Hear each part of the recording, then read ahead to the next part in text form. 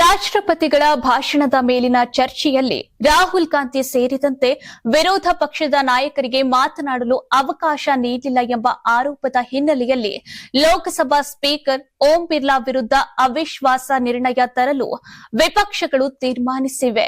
ಈ ನಿರ್ಣಯಕ್ಕೆ ಅಗತ್ಯವಾದ ಸಂಸದರ ಸಹಿ ಸಂಗ್ರಹಿಸುವ ಪ್ರಕ್ರಿಯೆ ಆರಂಭವಾಗಿದ್ದು, ವಿವಿಧ ವಿರೋಧ ಪಕ್ಷಗಳು ಈ ವಿಚಾರದಲ್ಲಿ ಒಗ್ಗಟ್ಟಾಗಿವೆ.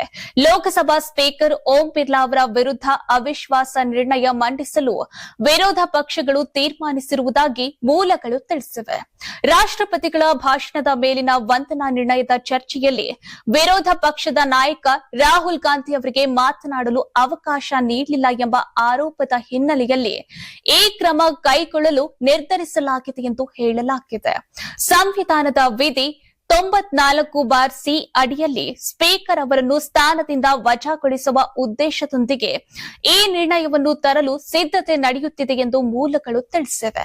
ವಿರೋಧ ಪಕ್ಷಗಳು ಸದನದಲ್ಲಿ ಪ್ರತಿಪಕ್ಷ ನಾಯಕರಿಗೆ ಮಾತನಾಡಲು ಅವಕಾಶ ನೀಡುತ್ತಿರುವುದು, ಬಿಜೆಪಿ ಸಂಸದ ನಿಶಿಕಾಂತ್ ದುಬೆ ವಿರುದ್ಧ ಕ್ರಮ ಕೈಗೊಳ್ಳುತ್ತಿರುವುದು ಹಾಗೂ ಕಾಂಗ್ರೆಸ್ ಮಹಿಳಾ ಸಂಸದರ ಕುರಿತು ಆಧಾರರಹಿತ ಆರೋಪಗಳು ಮಾಡಲಾಗಿದೆ ಎಂದು ಅಸಮಾಧಾನ ವ್ಯಕ್ತಪಡಿಸಿವೆ.